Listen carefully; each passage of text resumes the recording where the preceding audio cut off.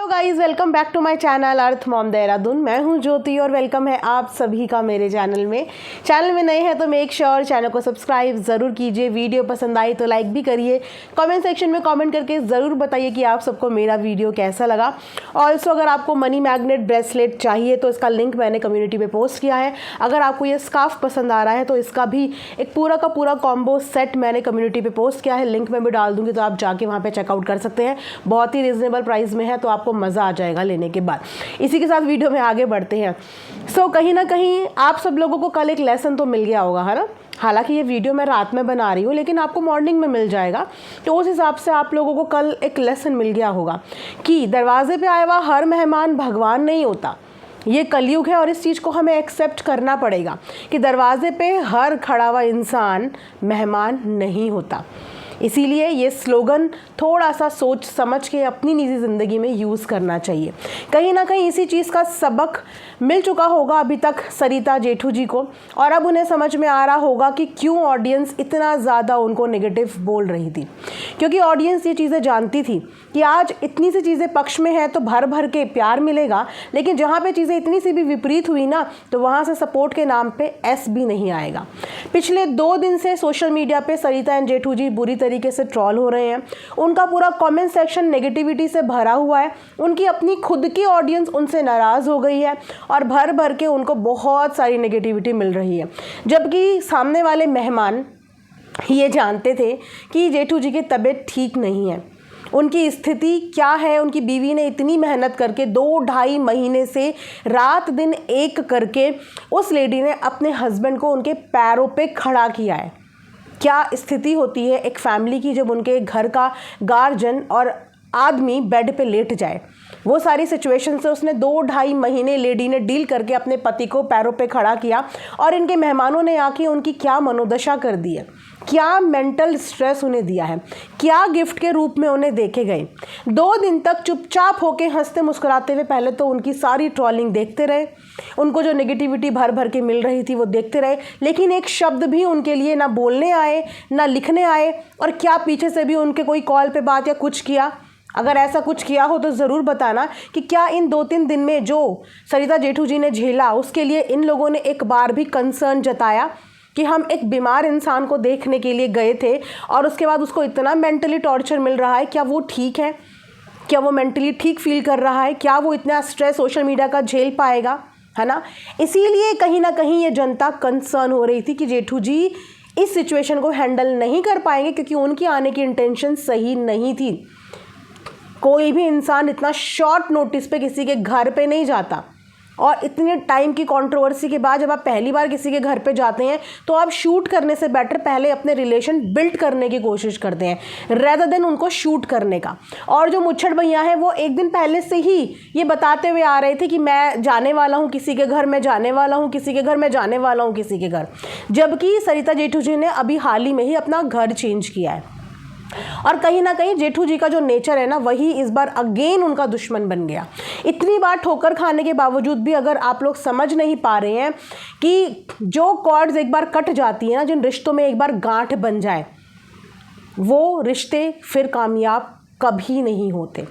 एक बार धोखा खाने के बाद, 2 बार धोखा खाने के बाद कैसे कोई इंसान किसी पे फिर से इतना विश्वास कर सकता है कि वो फिर से धोखा नहीं देगा, है ना। आप लोग 2-3 दिन से परेशान हो रहे थे लेकिन किसी को कोई फ़र्क नहीं पड़ रहा था। और जब परेशान होके आज कम्युनिटी डाली सरिता जी ने, तो व्लॉग शूटिंग मुच्छड़ भैया पहले से ही कर रहे थे। व्लॉग पहले मुच्छड़ भैया ने ही डाला और उसके बाद सरिता जी ने दिल खोल के एक्चुअली उनका स्वागत किया, और उनको स्वागत के बदले में मिला तो ये मिला कि देखने गए थे उनके पति को और उनके पति की और बुरी हालत वापस से करवा दी सोशल मीडिया पे। इस सोशल मीडिया के स्ट्रेस की वजह से ना उन लोगों ने अपनी वीडियो व्लॉगिंग कम कर दी थी। हफ्ते हफ्ते भर में 20-20, 25-25 दिन में वो एक व्लॉग वीडियो डालते थे कि सोशल मीडिया का प्रेशर वो नहीं झेल सकते थे, वो ट्रोलिंग नहीं झेल सकते थे, वो बहुत सोबर सिंपल वीडियोस बना रहे थे। लेकिन वो भी हजम नहीं हुआ। बहुत अच्छे से ये मुच्छड़ एंड फैमिली जानती थी कि इनका उनके घर पे इस टाइम पे जाना, जिस टाइम पे पूरा कंट्रोवर्शियल माहौल हो गया है, वो लोग शायद वीडियो ढंग से फॉलो नहीं कर रहे होंगे क्योंकि उनकी हेल्थ सही नहीं है और वो सोशल मीडिया पे एक्टिव भी नहीं रहे होंगे। लेकिन मुच्छड़ एंड फैमिली को पता था कि इस समय पे कंट्रोवर्सी का माहौल चल रहा है और इस माहौल में उनके घर जाने का मतलब है, साथ में दिखने का मतलब है कि नेगेटिविटी तो तय है कि आनी ही आनी है। या तो अगर सोशल मीडिया का माहौल बिल्कुल न्यूट्रल होता ना, किसी के लिए कोई ऐसी हेट या फिर कोई ट्रोलिंग नहीं चल रही होती और उस टाइम पे ये लोग जाते तो शायद चीज़ें इतनी मैसी नहीं होती। लेकिन ये उस वक्त पे गए जिस वक्त पे मनीषा की ट्रोलिंग का लेवल बिल्कुल पीक पे है। वो बंदी यूट्यूब पे दिख नहीं रही है इतने दिनों से और उस बीच में इनका वहाँ उनके घर पर जाना, तो क्या ऑडियंस को ये क्या साइन देना चाह रहे थे। खैर, जो होना था वो हो गया और ये होना ही था, ये तो होना ही था और ये तो शुरुआत है। अब आपकी तबीयत का किसी को कोई ख्याल नहीं रहेगा। जो तबीयत का बहाना बोल के आपके घर आए थे, अब किसी को कोई ख्याल नहीं रहेगा कि उनको बख्श दो, उनको कुछ मत बोलो, है ना। सरिता जी ने तो परेशान होना ही था क्योंकि उनके मेहमान परेशानी अपने साथ तोहफे के रूप में उनके लिए लेके आए हुए थे और वो उनको दे दी। चलिए यहाँ पे सरिता जी की कम्युनिटी पढ़ते हैं क्योंकि कम्युनिटी के बाद बहुत ज़्यादा हलचल होने लगी क्योंकि वो भी पिछले शायद 2-3 दिन से यही इंतज़ार कर रही होगी कि इतनी सब चीज़ें सोशल मीडिया पे हो रही हैं, सामने वाला कुछ तो बोलेगा, कुछ तो बताएगा, कुछ तो चीज़ें सामने रखेगा, कुछ 2 लाइन तो हमारे लिए बोलेगा, कुछ तो फ़ोन करेगा, मतलब कुछ तो करेगा, पर सामने से ज़ीरो रिस्पॉन्स। इनफैक्ट इनको ऑडियंस के जेल में डाल के वो लोग आराम से एंजॉय कर रहे थे कि हमें क्या सफाई देनी है। ठीक है, तो यहाँ पे अभी तो मुझे सरिता जी की कम्युनिटी दिख नहीं रही है। आई थिंक उन्होंने कम्युनिटी डिलीट कर दी है, बट इससे पहले उन्होंने कम्युनिटी डाली थी जहाँ पे उन्होंने साफ बोला था कि मुझे ना तो अब जगत दीदी से कोई लेना देना है, ना ही मुझे जगत भैया से लेना देना है। दोनों के ही नाम को बोला था और साथ में उन्होंने ये भी बोला था कि मुझे बार बार इस्तेमाल करना छोड़ दीजिए। एक्चुअली इस्तेमाल तो हो गया उनका, उनकी पति की बीमारी का इस्तेमाल हो गया, उनके सेंसिटिव टाइम का इस्तेमाल हो गया। क्या ज़रूरत थी मुच्छड़ एंड फैमिली को उनके घर पे जाने की?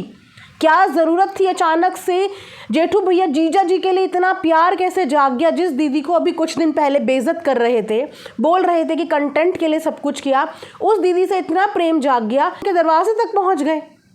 क्यों उनके दरवाजे तक पहुंच गए? क्योंकि सारा मुद्दा उनकी तरफ घुमाना था, उनकी तरफ कहीं ना कहीं नेगेटिविटी और हेट ट्रांसफ़र करवानी थी। तो ये था मेडिसिन का डोज अपने जीजा जी के लिए, है ना, अपनी दीदी एंड जीजा जी के लिए। क्या स्वागत का उनको तोहफा मिला है, आप देख ही सकते हैं। और ये लेसन है कि ये तो अभी सिर्फ एक ही इंसान के साथ हुआ, अब बाकी के लोगों को इस बात का लेसन मिल गया होगा। इसीलिए बोलते हैं कि कभी कभी ज़्यादा अच्छाई भी ना इंसान को मुश्किल में डाल देती है। ज़्यादा अच्छाई इनफैक्ट बहुत मुश्किल में डाल देती है। तो सरिता जी ने कम्युनिटी डाली जहाँ पे उन्हें कहीं ना कहीं इस बात का एहसास हो गया कि उनके साथ तो गेम खेल लिया गया है। पहले उनको इस बात का नहीं एहसास हुआ क्योंकि जो इंसान बहुत ज़्यादा गेम खुद नहीं खेलता है ना, उसको लगता है कि चीज़ें बहुत सिंपल हैं।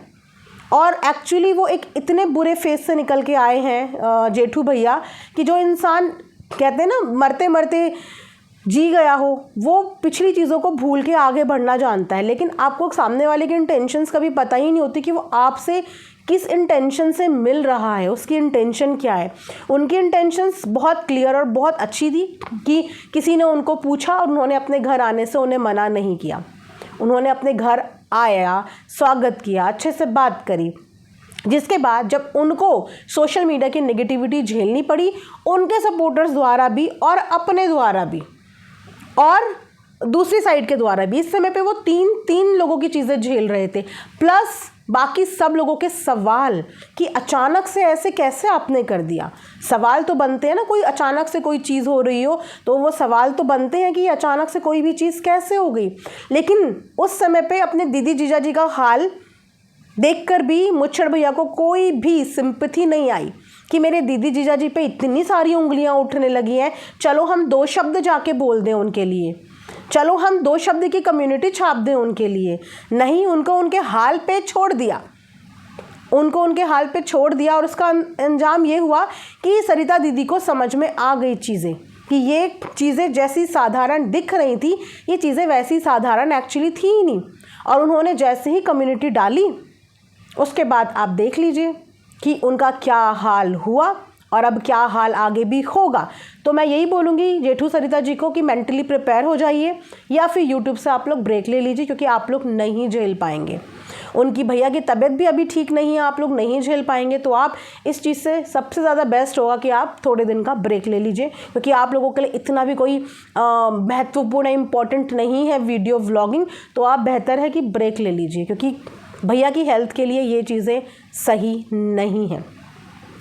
और उसके बाद अब जो सरिता जी हैं उन्होंने व्लॉग भी डिलीट कर दिए हैं। जो व्लॉग शूट करे गए वो व्लॉग भी डिलीट हो गए हैं। जो एक्सप्लेनेशन वीडियो आई थी वो वीडियो भी डिलीट हो गई है। और ये सारी चीज़ें डिलीट होने का एक ही रीज़न है कि देर से ही सही पर उनको गेम समझ में आ गया।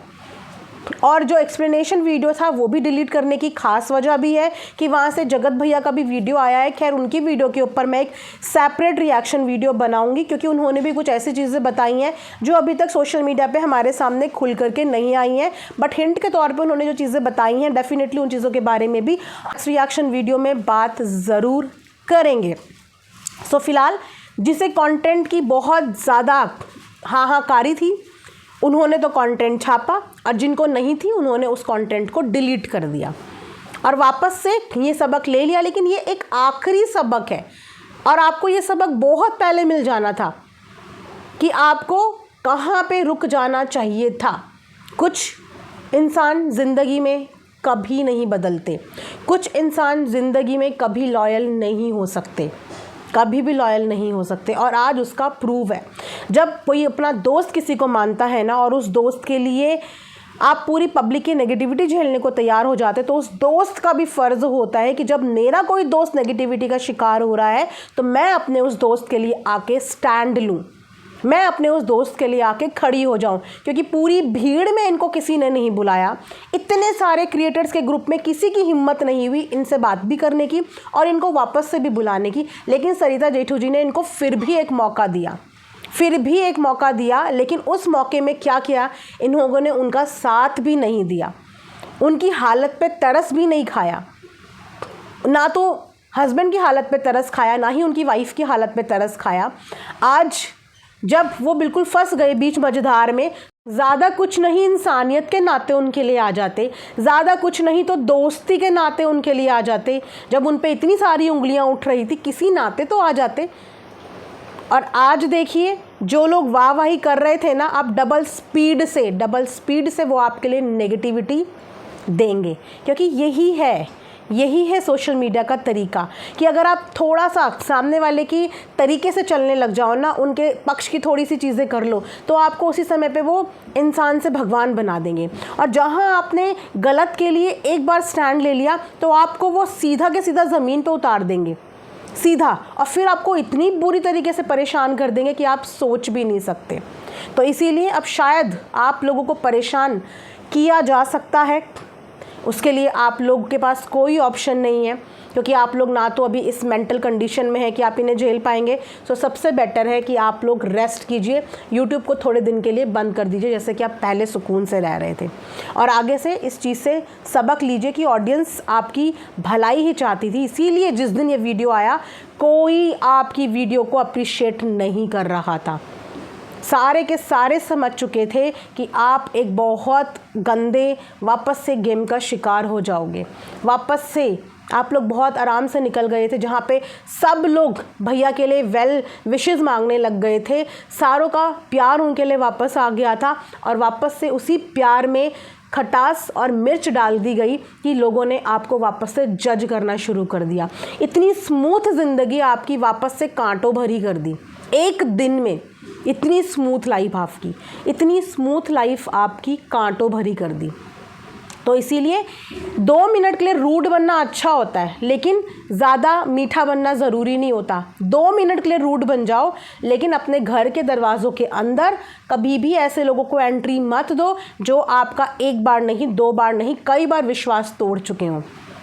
इसीलिए लास्ट में हमें इस पूरी कहानी से क्या सबक मिलता है गाइस, कि दरवाजे पे खड़ा हुआ हर मेहमान भगवान नहीं होता। इस कहानी से हमें ये शिक्षा मिलती है। फ़िलहाल इस रिएक्शन वीडियो को मैं यहाँ पे एंड करूँगी। दूसरी वाली वीडियो के ऊपर रिएक्शन इसके बाद आएगा। उम्मीद करती हूँ कि आप कमेंट सेक्शन में ज़रूर बताएंगे कि आपको कैसा लग रहा है और क्या फीलिंग आ रही है। नेक्स्ट वीडियो का ज़रूर इंतज़ार करना। अपना ढेर सारा ध्यान रखना और इन सारी चीज़ों से गाइस कुछ ना कुछ सीखो। बहुत कुछ सीखने को मिल रहा है हमें यूट्यूब के अंदर से ही, और ये कहीं ना कहीं हमारे लिए अच्छी बात है कि हमें ये सब देख के कुछ ना कुछ सीखने को मिल रहा है। चलिए मिलते हैं नेक्स्ट वीडियो में। Bye bye, take care.